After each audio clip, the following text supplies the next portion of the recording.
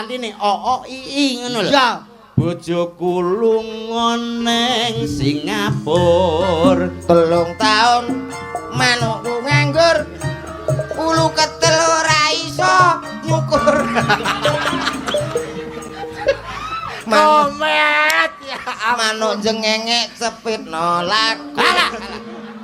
Areng lak kowe iso Enggak kudu iso nutup lho. Lho, apane sing tak tutup? Dagelane paling ora kowe nek tumindak jorok berpikiran negatif. Paling ora ki sing positif. Pikiranmu wis tekan ndi, Mas? Ya teko kono ta wong 3 tahun manuk. Lho, saurunge bojoku berangkat nang Hong Kong. Iya. Kuwi ninggali manuk, ngono lho, Mas. Lah terus Iki openono Mas, nggo kegiatan sampean aku ki suwe kontrake. Lho. Tuku manuk doro wi lho.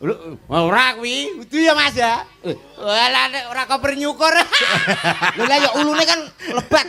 Wah, ora koper nyukur. Ya ora kemriyak.